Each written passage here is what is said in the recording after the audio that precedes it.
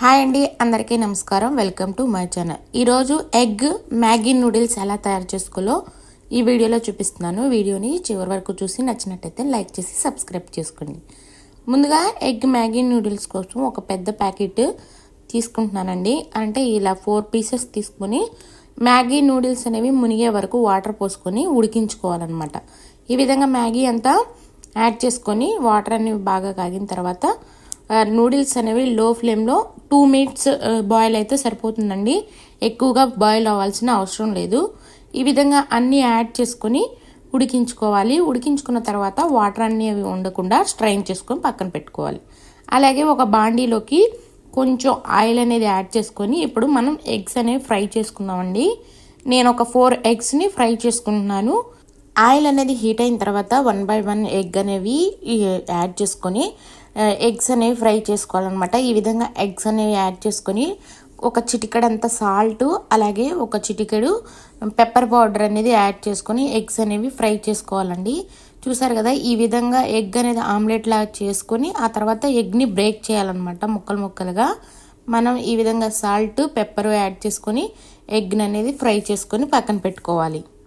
Egg అనేది fry అయిన తర్వాత పక్కకు తీసేసుకుందామండి. ఎగ్ అనేది ఈ విధంగా ఫ్రై అవ్వాలి. ఇప్పుడు అదే బండిలోకి ఆనియన్ అలాగే carrot, cabbage, capsicum, spring onions అలాగే 4-5 పచ్చిమిర్చి అనేవి కట్ చేసుకొని పక్కన పెట్టుకొని ఇప్పుడు యాడ్ చేసుకుందాము. ముందుగా ఆనియన్స్ అనేవి యాడ్ చేసుకొని లైట్గా స్మెల్ పోయే వరకు టాస్ చేసుకోవాలన్నమాట. ఈ విధంగా హై ఫ్లేమ్లో టాస్ చేసుకోకూడదండి. ఆనియన్స్ యాడ్ చేశాక కొంచెం మీడియం ఫ్లేమ్లో పెట్టుకొని ఆనియన్ అనేది వేడెక్కిన తర్వాత ఇప్పుడు 1 by 1 వెజిటేబుల్ అన్నిటిని యాడ్ చేసుకోవాలి. ఈ విధంగా అన్నీ యాడ్ చేసుకున్న తర్వాత మంట అనేది లైట్గా హై ఫ్లేమ్లో పెట్టుకొని వీటిని టాస్ చేస్తున్నట్టు కలుపుకోవాలండి. ఎందుకంటే ఆ ఫాగ్ స్మెల్కి అనేది వెజిటేబుల్ స్మెల్ అనేది చాలా బాగుంటుంది. అలాగే కొంచెం ఒక స్పూన్ పెప్పర్ పొడి అలాగే రుచికి సరిపడా సాల్ట్ అనేది యాడ్ చేసుకోండి. నేను ఒక స్పూన్ అనేది యాడ్ చేసుకున్నాను.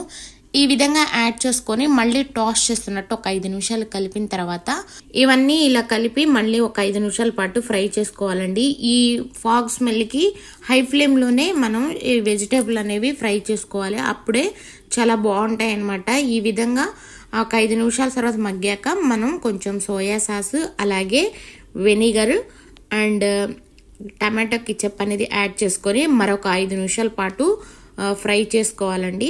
అప్పుడు ఆ వెజిటేబుల్లో ఉన్న ఫ్లేవర్ అంతా బాగా పడుతుంది. వెనిగరు, సోయా, టమాటా కెచప్ అనేది ఈ వెజిటేబుల్ అన్నిటికీ బాగా పడుతుంది అనమాట. ఈ విధంగా మంట అనేది కొంచెం హై ఫ్లేమ్లోనే ఉండాలండి. ఎందుకంటే మనం చైనీస్ టాస్ చేసేటప్పుడైనా మంట ఎప్పుడు హై ఫ్లేమ్లో ఉంచుకొని చేసుకుంటే చాలా బాగుంటుంది రుచిగా. ఈ విధంగా అన్నీ యాడ్ చేసుకొని కలుపుకున్న తర్వాత మనం మ్యాగీ నూడిల్స్లో వస్తుంది కదండి మసాలా, అది కూడా యాడ్ చేసుకొని మరొక 5 నిమిషాల పాటు కలుపుకోవాలి.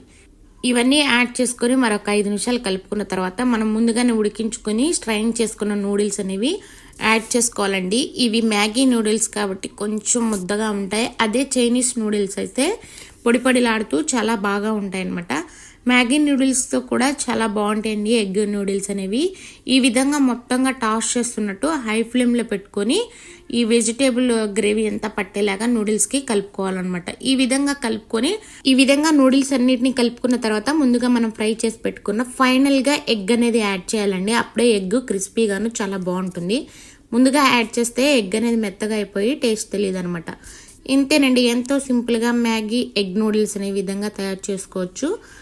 ఫైనల్గా స్ప్రింగ్ ఆనియన్స్ అనేవి యాడ్ చేసుకొని స్టవ్ ఆఫ్ చేసుకోవడమేనండి. ఎంతో సింపుల్గా టేస్టీగా ఎగ్ మ్యాగీ నూడిల్స్ అనేవి ఈ విధంగా తయారు చేసుకోవచ్చు. మీకు మాత్రం ఈ వీడియో నచ్చినట్టయితే లైక్ చేసి